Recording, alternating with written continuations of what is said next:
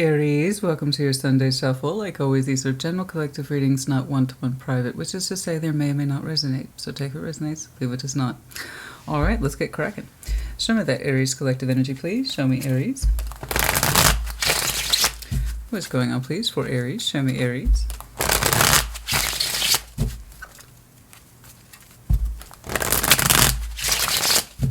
What's going on for Aries? Overarching Knight of Wands. Oh, feeling a little extra crispy. Let's see. Seven of Pentacles. Well, not too fast, Christina. Page of Pentacles, the Eight of Cups. Okay. You know, your energy says it's up, it's interested, it's playful a little bit. Yeah. But there's another part of you that's very practical in nature that says, steady pace. And even then, I don't know if I want to get involved. Eight of Cups. Okay. That's interesting. That's interesting.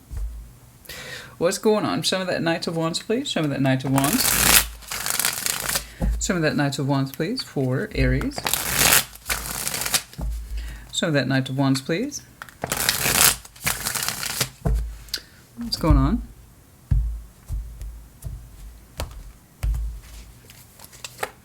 The King of Swords, the Seven of Pentacles, the Queen of Pentacles. Oh, you're saying you can't run away with your goals and ambitions right now. Okay, you are trying to temper your fire here. So you have a very strong practical streak in you. You might have some heavy earthbound energy in you. I don't know. That's not really the point. It's just you're showing me consistent here with the Seven of Pentacles. You're like, I'm all fired up, but let's be cool about it. I got stuff to do, you know. You're saying careful, steady approach, practicality, reason, and logic needs to override all things here. So it's good to have energy, right? It's nice to have a little pick-me-up. This is like Aries you're looking at today. You said, I had a little energy drink, but it's to kind of maintain what I got going on. And what you say, I got stuff in play. There could be someone else in there with you. I do not know. The King of Swords and the Queen of Pentacles, Seven of Pentacles, but right now I'm defaulting to your determination as well as your sense of practicality that says this is what my energy, when I do have it, needs to go to this. There's something here about the Seven of Pentacles that you are carefully tending in terms of a garden here. It's like I've managed to cultivate so much, but Christina, I've noticed a slump or slowness in growth, and I need to stay on top of that. I agree with you. Seven of Pentacles is a tricky little card. Not one of my favorites for that reason. Because the idea is like, I've managed to accumulate and or grow so much, so I know that there is a chance for profit, and I've even gotten some. But then it started to stagnate. What's up with that? And so someone who wants to get more from that Seven of Pentacles, they have to give it more of their focus. And that's what you're showing me. Focus. You're like, I've had my little energy drink, but this is where it needs to go. I need to see if I can extract more out of this, and that's going to require my mental alertness as well as my diligence, okay? And the experience in between it all. So you're saying this is priority right now. It's not the most fun or the thrilling, but you're like, if I'm going to spend my energy, I'm going to spend it on this, Christina. I want to get more out of it. Okay. You're being a very careful gardener, as far as I can tell in your overall.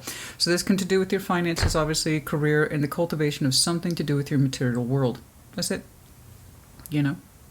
Carefully spending your coin, trying to do an equal distribution or distribution as you best see fit to make sure this is happening here, time, energy, effort. It's not just money, guys. Anything that you can spend. And if you ask me, energy, time, these are the most precious because once they're spent, you can't get it back. Coin, you can get it back so long as you have that time and energy. But there you go.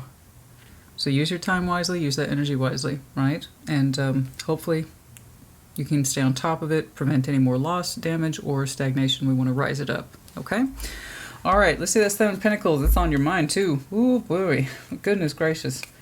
It's like things are kind of in my stuck zone, and I don't want things to be in a stuck zone right now, Christina. I need to see some growth. All right, let's talk about it. Show me that Seven of Pentacles, please. Show me that Seven of Pentacles. Show me that Seven of Pentacles. What's in your garden, honey? It's like, well, that's my business. I'm teasing. All right, let's see that Seven of Pentacles. Seven of Cups. Ten of Swords. Oh, Three of Wands. Okay. Man, you are really on the fence about this one. Your energy's a little tight. I don't blame you. I understand. It feels like there's a threat in there. You feel it, but you're trying not to let any sense of panic or fear override you. So cooler heads will prevail, is what you're showing me. You're like, I understand that if I don't take care of this right away, things could get worse. But I'm not going to allow that fear to override me. So I don't know what this is, but it's very heavily in your material world. You feel the presence, the tingles here of fear. If I don't stay on top of this, I can lose it. Okay. I'm not saying that Seven of Cups in a romantic way whatsoever. It's options or fantasy of worst case scenario. You're showing me I'm afraid of worst case scenario. Hence, cool heads will prevail. You're like, I gotta override that sense of fear and or urgency. I know what to do. I know what I'm thinking. I'm experienced. I got this. So you're showing me, you saw this coming, by the way. You saw this coming, or you feel that you are seeing this coming at the Three of Wands. So this is anticipatory. I don't really see the Three of Wands too often in that, but when it's there, it's there. It's obvious. This is anticipatory. You are afraid, Ten of Swords, that your worst case scenario, Seven of Cups, the fantasy and what if energy could happen to your Seven of Pentacles. I'm growing this shit, Christina. I'm not done growing it. I'm going to get more out of it. And you're afraid. But over here, I'm going to refer you back to that. I agree with your approach. Okay? The determination and the experience to keep this going. I get that you're afraid of worst case scenario and you're trying to prevent it. You've got a plan, stick to it. But also know when to be flexible, make adjustments, and to change. Typically, in my experience, and then also in life, not just in tarot, with the Seven of Pentacles, when something starts to stagnate, that means part or the vast majority, let's say 70%, has been successful. The other 30% will come if you're willing to adjust how you are tending that garden.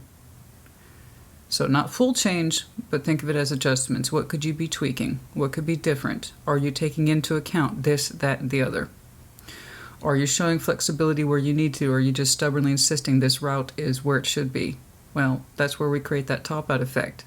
We're certain this will give us 100% maximum results, when really it's 70%. The other 30% will come if we're willing to see what we're doing in a different way.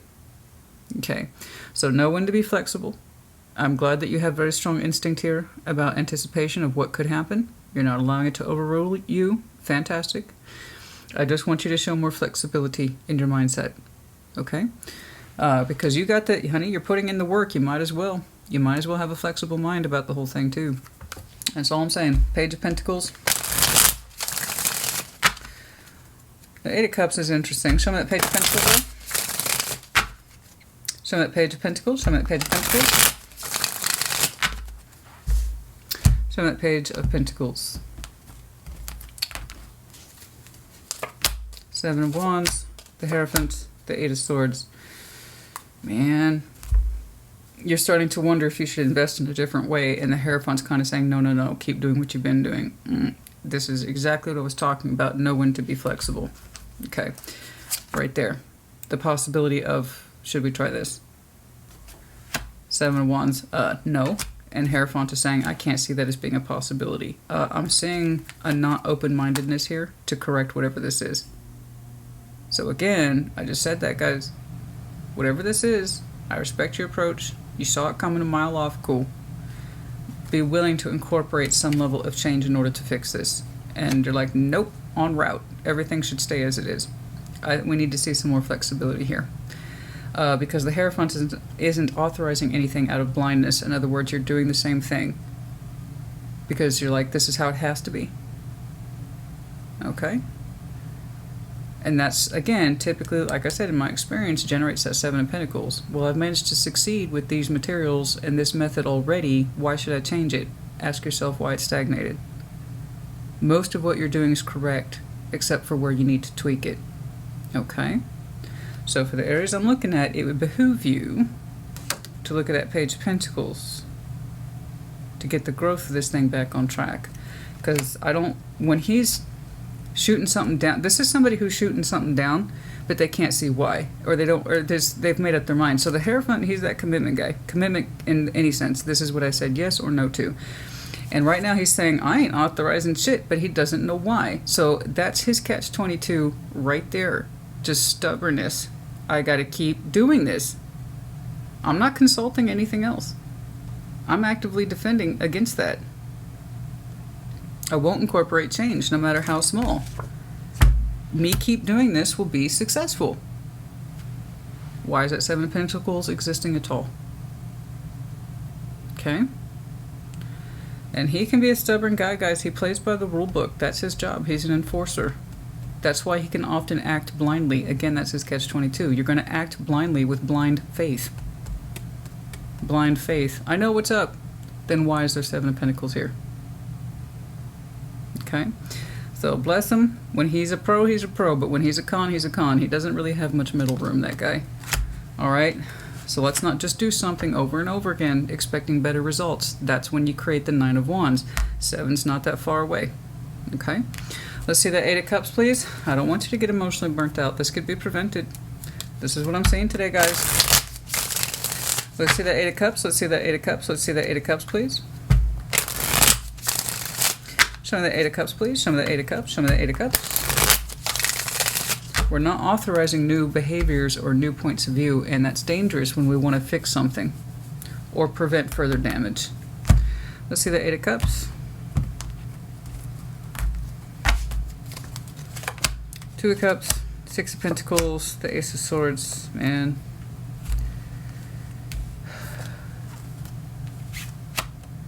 Two of Cups, 6 of Pentacles, Ace of Swords.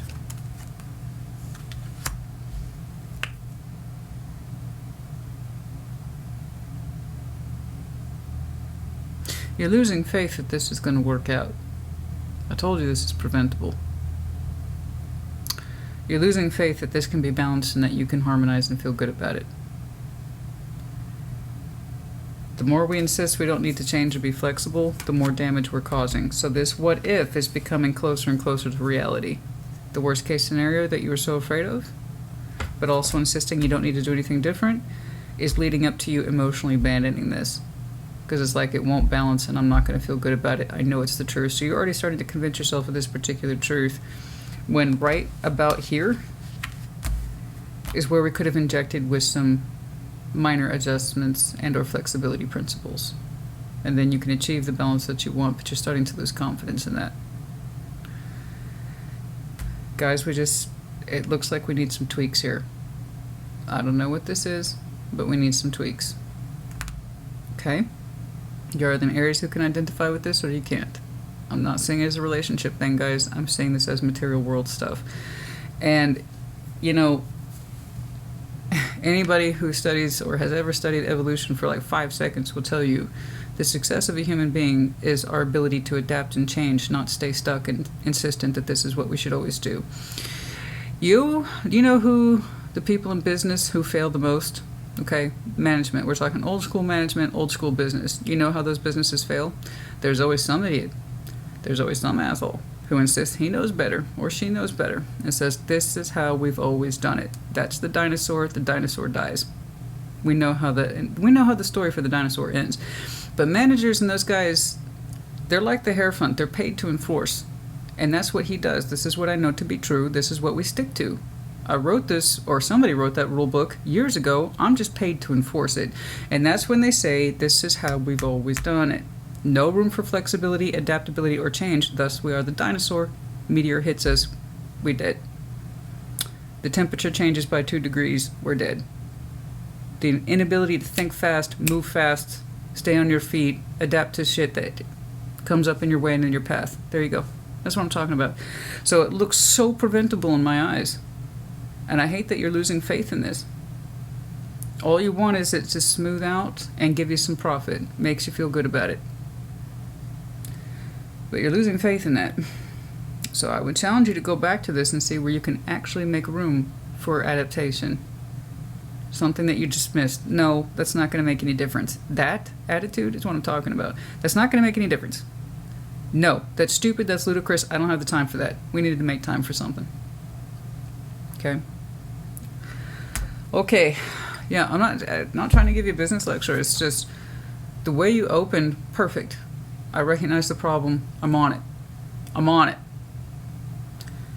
You know, I'm going to carefully tend to that. I'm going to put even more of my effort into this. You understand what worst case scenario is, and right here is where we could have the preventing factor. Okay, that's what I'm talking about. Don't be a dinosaur, honey. Nobody. It's interesting. It makes me think you're not Aries Sun or Aries Rising, because Aries, it's weird giving this kind of talk to an Aries. It's weird. You guys are cardinal fire. You're the first to be on point with most things. You know? That's what you're all about, honey. Rapid, if not radical, expansion and growth. That's what you associate Aries with.